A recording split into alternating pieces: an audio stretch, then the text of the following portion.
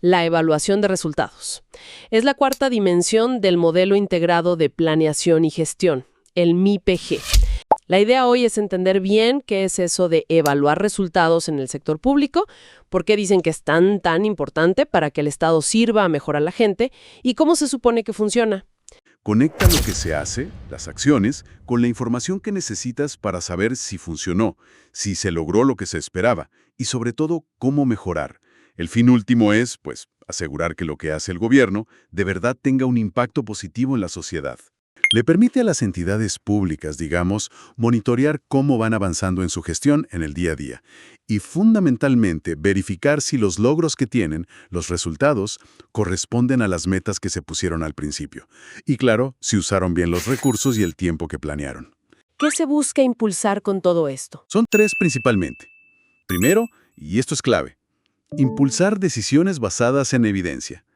Se busca que las decisiones importantes, como rediseñar una política que no está funcionando bien o asignar presupuestos, se tomen usando datos. Segundo, se busca crear una cultura de mejora continua. Su propósito es más bien identificar qué se puede hacer mejor, cómo perfeccionar las políticas, los programas, los trámites, todo.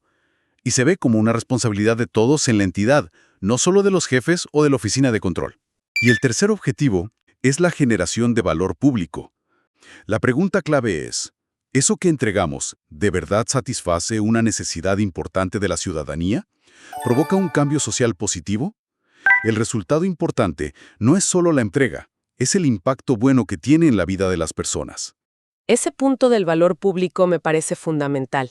Bajo la lógica de GPR, el éxito no se mide tanto por cuántas escuelas construyó, que es una actividad, sino por si los estudiantes realmente aprendieron más, si bajó la deserción.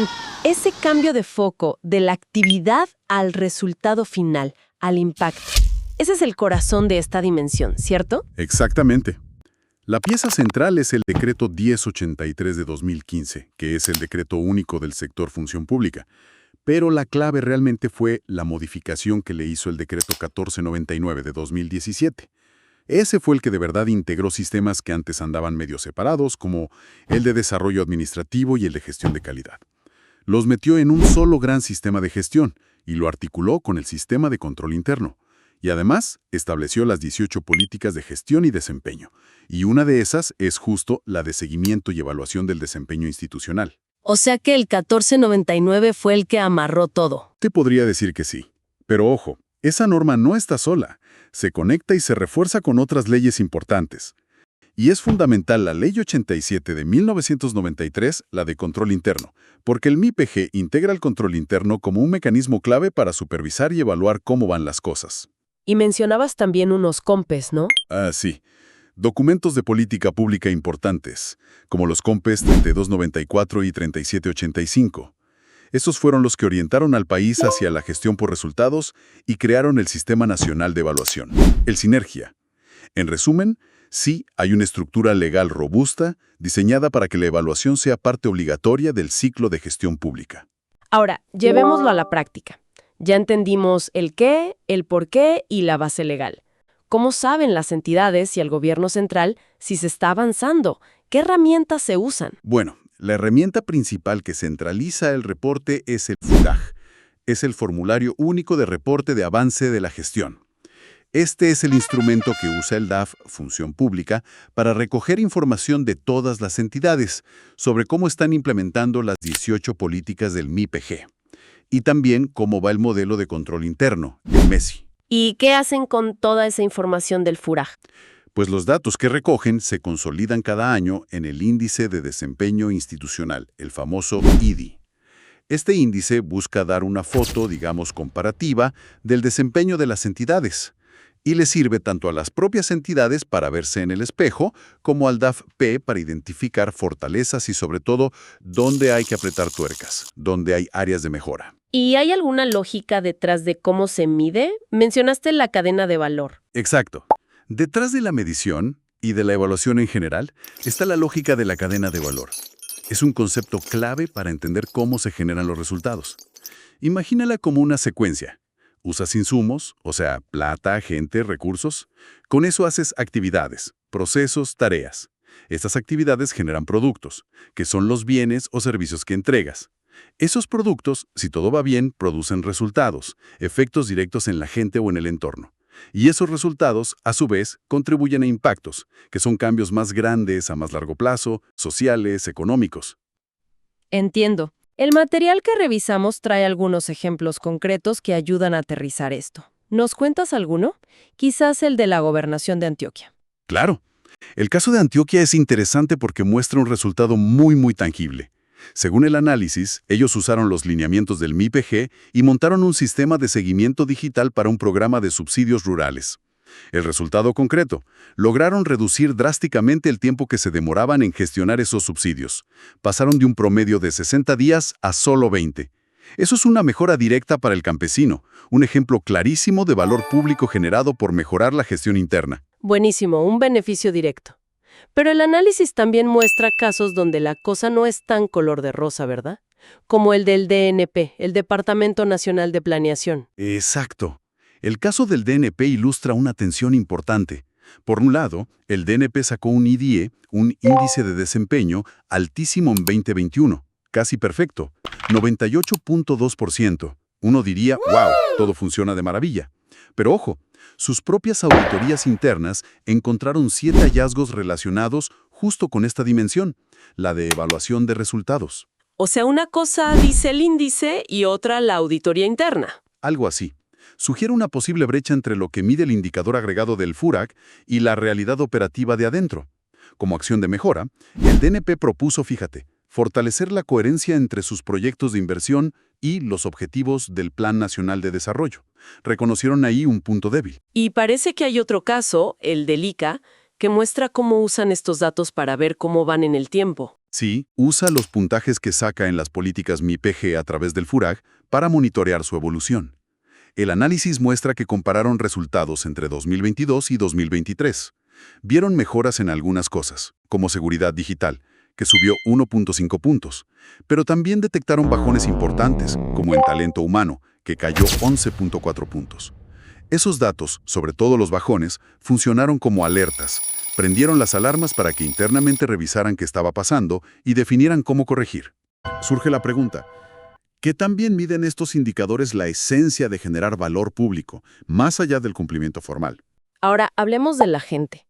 ¿En quién recae la responsabilidad de que esto funcione? La evaluación de resultados, para que funcione de verdad, necesita la participación activa y el compromiso de todos los servidores públicos.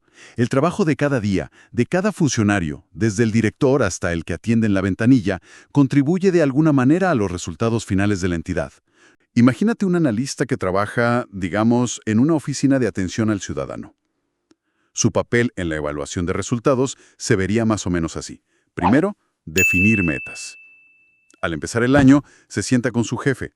Si la entidad quiere mejorar la oportunidad en la respuesta, la meta individual de este analista podría ser procesar 100 solicitudes del trámite X al mes. Segundo, en su día a día, el analista usa las herramientas que tenga, un sistema, una hoja de cálculo, lo que sea, para registrar cada trámite. Cuándo entró, cuándo salió, cuánto tardó. Esos son sus datos, su evidencia. Al final del mes o del periodo, le muestra a su jefe: cumplí, no cumplí, el promedio fue tanto, encontré este problema. Tercero, analizar y mejorar. Supongamos que el analista ve que el tiempo promedio se le subió a 5 días. No se queda solo en reportarlo, analiza por qué. A lo mejor descubre un cuello de botella. Propone una mejora. Podría ser digitalizar ese paso. Y cuarto, contribuir al resultado institucional. La información que generó el analista, el tiempo promedio, el cuello de botella y su propuesta son insumos valiosos. Si la propuesta se discute, se ve viable y se implementa, podría mejorar el proceso real. Y esa mejora, sumada a otras, podría hacer que la entidad entera reporte un mejor desempeño en la política de servicio al ciudadano en el siguiente FURAC. ¿Qué obstáculos o desafíos identifica el análisis para que este modelo funcione como se espera? El análisis identifica varios, quizá el más mencionado y el más difícil de cambiar es la cultura organizacional. Una cultura administrativa tradicional que a veces se resiste al cambio, que puede estar más enfocada en cumplir el procedimiento al pie de la letra, que en lograr el resultado final que se busca. Superar esa mentalidad y adoptar un enfoque más gerencial, más de resultados, es un reto enorme. La famosa resistencia al cambio. Exactamente. Otro desafío importante es la ambigüedad de objetivos. Si las metas grandes de una entidad no son claras, si son vagas, si no se pueden medir bien, pues se vuelve muy difícil evaluar el progreso objetivamente. Y peor aún, dificulta asignar responsabilidades claras. Si no se sabe bien qué se busca o quién es responsable de qué, la evaluación corre el riesgo de ser un ejercicio formal, de llenar papeles. También se señala la dificultad que todavía existe en la articulación sistémica. Lograr que todos los sistemas de gestión, planeación, presupuesto, compras, talento humano, control interno, funcionen de verdad juntos, integrados, coordinados. Frente a esto, ¿qué caminos o tendencias se ven para intentar superarlos y fortalecer la evaluación de resultados en Colombia? El análisis sugiere varias líneas. Primero, seguir fortaleciendo el marco conceptual y la articulación entre entidades y procesos. Aclarar bien los roles, las responsabilidades, cómo fluye la información. Mejorar la coordinación entre el nivel nacional y el territorial también es algo que sale mucho. Segundo, datos para tomar decisiones y usar herramientas de analítica. No basta con recoger datos con el FURAG, el reto es convertir esa información en conocimiento útil para la estrategia.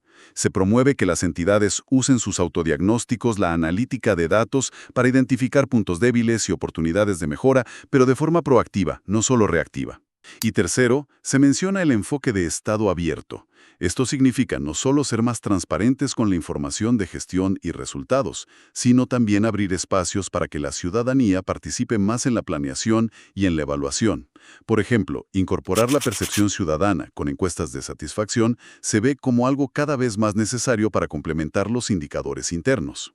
Interesante lo de estado abierto. La desconexión entre la gestión técnica y la lógica político-electoral.